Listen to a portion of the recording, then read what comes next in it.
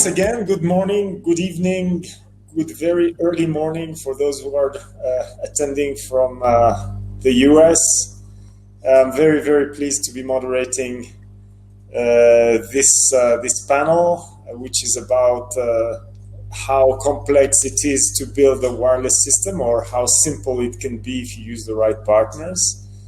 So, of course, we all know that Wirepas systems require a wide range of expertise, ranging from RF, hardware, embedded software, system integration, cloud development and integration. And around the table, I'm very pleased that we have strong experts from various fields. And, of course, we want them to give you an overview of the major challenges with wireless systems, from architecture to design to development, integration, deployment, and lifecycle management. And hopefully they will help with their vision and views of the system. So I'm very glad to introduce Temo from Haltian. Temo, would you like to say a few words about yourself? Hi, hello all. So my name is Temo Tuara.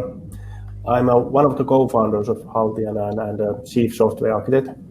And I think my main task at our company is to, let's say, do all the software architectural work for the Teensy IoT platform what we have, which is pretty much based on the sensor level using the Wirepas technology. Thank you, Temo. And we also have Gennady, who has woken up quite early this morning. Gennady is based East Coast US. Gennady is from Klika Tech. Would you like to introduce yourself?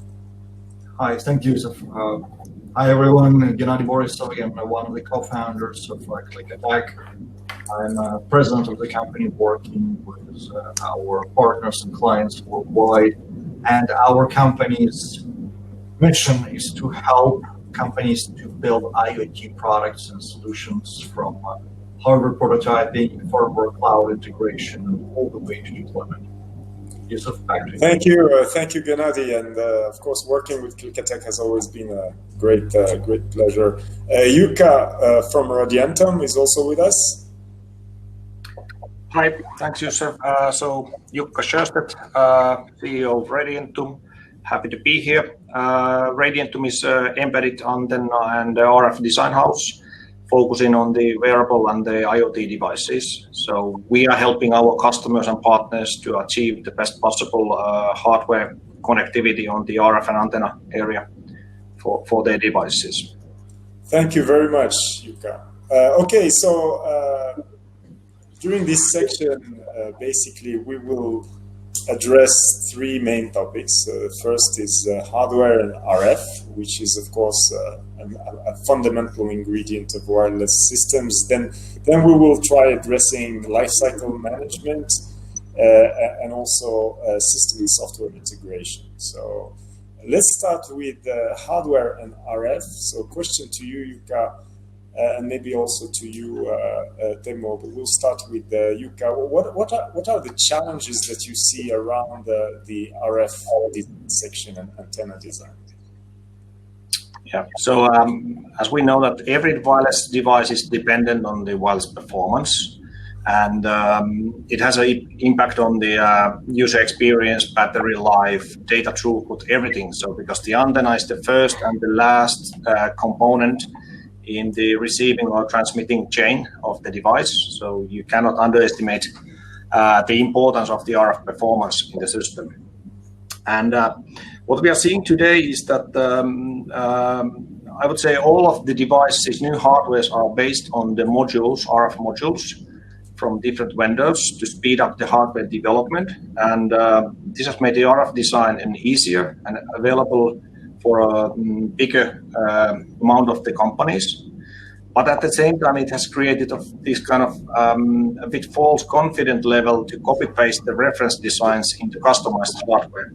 Of course, this can be done, and that's the purpose of the reference design, but there are multiple pitfalls in the RF area where you might struggle, and the antenna design is one of those. That antenna is not a component, it's the full device, so all the wires from the batteries, layout issues are affecting them, and of course then the user environment. So it's totally different case if you have a beacon on the smart building, and then you have a device which you are installing in the smart gas meter or something which is underground. So that needs to be taken into account on the antenna design also. Thank you, Jukka. Temo, do you have any perspective on the hardware and RF items? I know you're also very much focused on system level as well. Yeah, so what we do with our products and with some of the customer projects, what we do, so RF design is part of our, let's say, design capabilities, what we do. And I really agree with Jukka that using modules is fast way to get forward, but typically even what we do is then use discrete components to design the RF performance so that it fits the purpose. But anyway, I think that making the whole product is still some kind of compromise between RF performance, costs, and battery life, and etc. So that's one variable that you have to take care when making a product.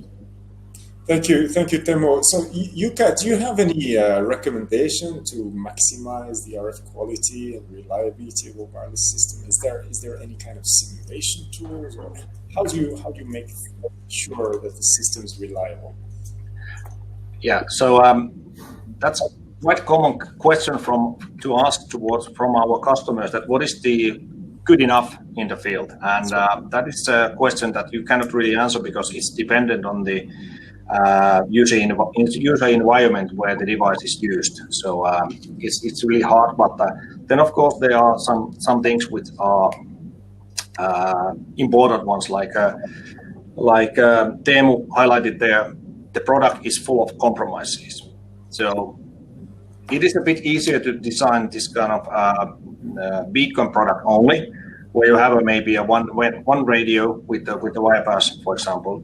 But then if you are designing the gateway, where you have a Cat M1 LTE connection, Wirepas, maybe even the Bluetooth, Wi-Fi, NFC, what typically these devices have. So it's full of compromises, and then creating that kind of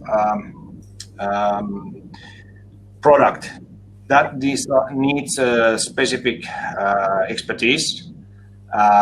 So I would say that the earliest possible, there are experts on the RF or the product making expertise involved. The better end result will be. It will be faster, and it will be also more cost efficient when you don't make the mistakes with the first hardware. So what we can bring there is this antenna simulations, where we can actually simulate not only the hardware, we are simulating also the environment. So we can say that how well the device is performing when it's casted into concrete or in the tarmac on the road or installed in the industrial environment. So that's one system level thinking that you need to take into consideration. And yeah, so this can save money when you know before the actual hardware prototype that how well it performs. And it's not related to Wirepas, but sometimes there is operator requirement, for example, for the device. So if you end up building a device and then noticing that you are not able to meet the specification from the over-the-air performance, you have lost lots of money and time. So. Thank you very much, Jukka. Very comprehensive answer. We'll move now to the next subject, and of course, if you have any need for simulation on the radio side, please don't hesitate to contact Jukka. Regarding the next subject, which is life cycle management, I'd like to hear your view, Temo, on installation of devices, and in particular, how do you see Wirepas self-joining helping with simplifying the installation, provisioning, commissioning process, and of course, more widely, how do you see that as important to your success of deployments? Yeah. So I think overall, our current way of doing installations is pretty much, let's say, custom specific, in that sense that. Well, we have these things sensor devices, what we do in mass production, But anyway, every customer what we have is sort of let's say mini project by themselves. So because we will set up everything for them, and so whenever customer comes to buy Thingsy based solution, then we will create, let's say, we will allocate Wirepas ID, Wirepas credential key, so that everything is secured for the customer. And then, as we have these application and cloud services for the device maintenance and service level agreements, so we will set up those. So it's sort of the mini project to get started with the customer, so that everything is set up and ready for the installations. But once we have let's say devices are manufactured and delivered to customer, then well, we have been using Wirepas 3.4 version until now. So we have recently moved to Wirepas 5. So the self-provisioning is something that we are still under study. But anyway, with the current variants, what we have, the installation for the customer is made as easy as possible, so that they just take the devices, turn them on, and everything just works. And I think that's the beauty of the Wirepas when all the configuration is done at the factory. Yeah. So. Thank you very much, Teemu. Maybe I want to hear Gennadi's perspective on really managing and upgrading the networks, and we'll get back to you, Teemu, right after this. How do you see the importance of over-the-air update and managing in the field? Thank you, sir. It is, I would say, one of the most important parts, and I'd like to echo Yuka's comments and Teemu's comments about starting right. Before we get to over-the-air update and importance of it, know your environment. Based on specific projects we've delivered, everything could go great in the lab, even regardless of radio interference in the field. But when you go into a specific installation environment, a specific building or specific warehouse, you're faced with certain challenges you cannot foresee in a lab. For example, one of the cases is a fairly large warehouse with metal racks with packages, and traditional models immediately kind of go out of the window because you face multiple echoes and multiple interferences. And then the combination of Wirepas auto-joining, pre-provisioning, and then installing and being able to update the logic or update certain things over the air update come into play and allow you to be much more flexible, to address problems you encounter in real life, which you may not ever foresee. That's the first part of it. And the second part is when you think about over-the-air updates, practical recommendation and what we've seen would be to plan them in stages, plan them in very careful, logical, or driven by other business rules rollout. We all remember the story of the company who upgraded their door locks, and all of a sudden thousands of door locks were bricked. Ideally, you don't OTA everything at the same time. You go in step by step, you go regional, you go time-wise, different time zones, different locations. So you are being very, very careful with OTA, but use it as a very powerful tool. Do you want to add anything, Teemu, on the OTA and maybe diagnostics tool and the lifecycle management in general? Yeah. I fully agree with Gennadi's comments. So having the firmware upgrade is let's say, the most critical part of the IoT. So imagine having an IoT solution without any possibility to have the firmware upgrade. So I don't know if any of our customers would want to use a product that can't be maintained at all. And about the firmware updates, I also want to highlight that now we have been discussing about the let's say nodes and sensors and devices. So I think as important is to have a really good maintenance and firmware update process also for the gateway devices, so that you have full line of products under the maintenance, because if the gateway is then the weakest link, then you might have some different problems there. Very important as well, absolutely. And I would like to add, Yusuf, that fully agree with you, Teemu.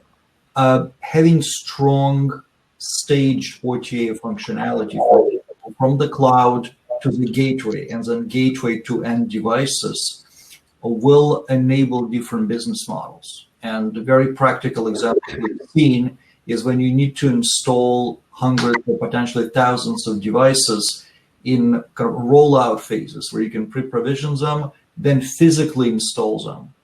Even before, for example, you have the gateway. Then you have the gateway and you turn everything on and it just works. It goes through self-joining, and through the cloud, you can monitor which device joined, which device still yet to join. So that enables a much better and more flexible, not only installation business models, but monitoring and post-installation provisioning. Well, thank you very much for very good insights here. Let's now move to the next section, which is really about system development, system and software integration. So what are the key steps that you see for an IoT project integration? And in particular, what are the challenges when integrating, for example, in the cloud? Would you like to get started, Gennady? Yes. Obviously, I think every project is different, but IoT, what we've seen is complex. I would like to start with a quote. I believe the Amazon CTO said that there is no compression algorithm for experience. Yuka said that a lot of people assume things and they do copy and paste on reference design, and then they're surprised that things don't work. Well, from our experience, I would say, make no assumptions. Even if reference design works very well, assume that things could go wrong and prepare. Learn as much as you can about your environment, about the business target of why the customer, why the company is doing this, and assemble as much of the information profile as possible. The way we've done a number of projects is focus on somebody who can manage this project. Of course, strong development team is the key, but then QA, QA, and QA. If you can allocate more time than you think for QA and assessing different variations of environments or devices or even user behavior, it will greatly help. So from the project perspective, talk to the company, list all the potential risks and start thinking how you can address them together with the client in our situations before you deploy that device. It is much better to spend time before you deploy than going through updates, OTA, with many battery-based devices and being resource constraints. Thanks. Thank you, Gennady. Very, very good perspective, and very much echoing the way we manage projects within Wirepas is really about, we focus a lot about the testing in our testing farms and making sure that the test process is iterative and that we are improving based on the experience we get from other projects. Very good perspective. Teemu, would you like to comment on really the key steps for the IoT project integration and also about the cloud integration, which you didn't mention, by the way, Gennady? We'll come back to that.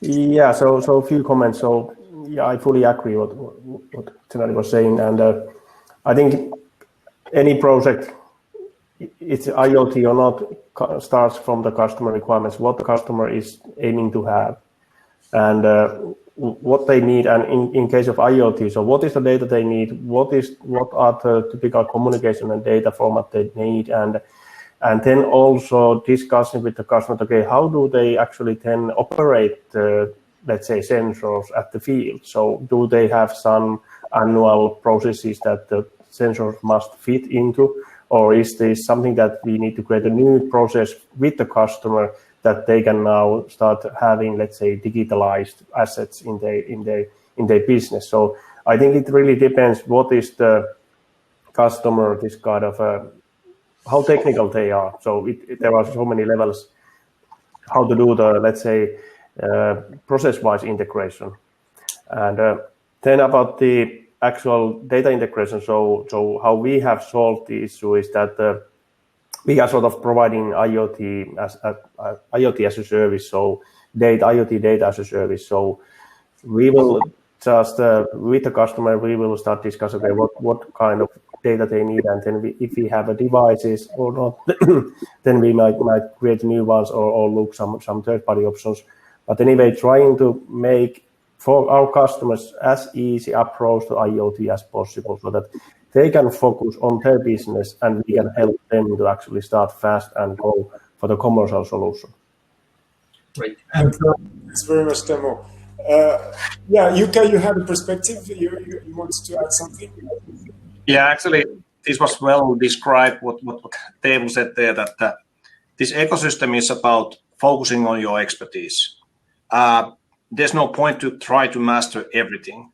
Use the ecosystem and make a better product, make a better user experience for the customers or your end users by using the expertise, because then you will definitely save time and money in all of these, in the hardware area and there's a whole system installation and also in the end of the life or upgrades in the field. So it applies to everything. 100% agree. This is the best way is to leverage really the expertise that is around us, not only inside our companies, to actually move faster and very usually this is leading to better quality and faster time to market.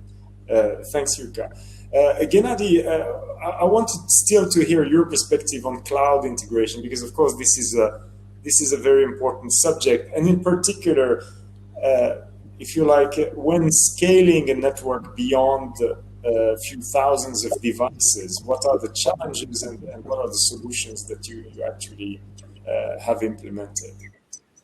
Thank you. And working with Wirepas and working with AWS a lot, we are an IoT competency AWS partner, and as such, simply have to treat all projects, regardless of the initial number of devices, as potentially future infinitely scalable.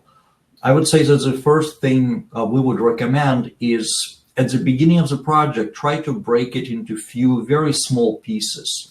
We talk about it, we call it internally either phase 0 or sensor to funding phase, where if you can show with a very small effort data delivered from your production devices, not kind of Raspberry Pi, not simple demo kits, but production devices or production prototypes to the cloud, and see that data on the dashboard, show that you can read, deliver, manage, understand, that leads to the next phase of the project. And then make sure that even the smallest architecture can be scaled, meaning in our experience, look at regions, look at automated architecture deployments with CloudFormation, look at the volume of data.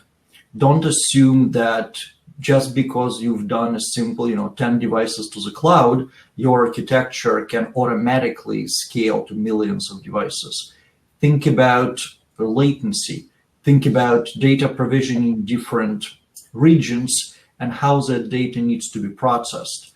Think about GDPR rules, for example, or how the data should be stored according if there are any similar local laws. That would inevitably impact the overall architecture of your cloud network, availability of certain services, and latency to respond if your system requires a critical response. So scalability, I would say, is a step-by-step, very careful process where if it works for one device, it may not necessarily work for a million devices, but modern cloud providers will allow you to scale. Thank you very much. Very interesting perspective. And of course, designing for scale from day one is probably what I'm hearing and recalling from this conversation. Excellent. Thanks, Gennady. Teemu, anything on your experience of cloud integration? Yeah, I agree with everything that Gunnar already said, but I think what I would add here is also at the cost aspect. So we are also AWS IoT competency company, and I think one part of the scaling is that how to scale it so that it doesn't cost millions of then operating costs. Yeah. Because it's really easy to make an AWS service that is triggering trillions of lambdas with a bad architecture, and that will then show in the AWS bill. So you have to be careful when doing the scaling in technical wise, how to make it so that it's also affordable.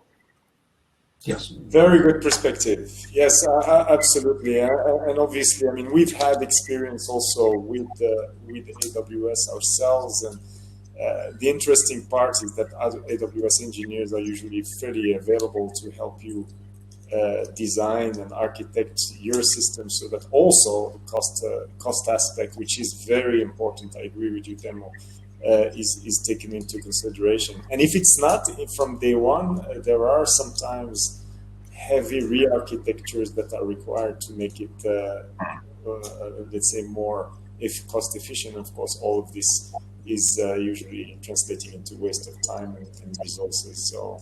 Yeah, very good and very interesting perspectives. So we are reaching now the end of this forum, and thank you very much, Gennady, Yuka, and Temo, for your time. Thanks to all for participating to this session. You obviously have the names of the companies that have participated here. So just a reminder, Temo is from our dear partner, Haltian. Gennady is the CEO of Klika Tech, and Yuka the CEO of Radientum. Please don't hesitate to reach out to them for the specific subjects, and I wish you a great continuation of Wirepas Go. Thank you very much. Thanks, everyone. Yep. Thank you, everybody. Thank you. Yeah, thank you.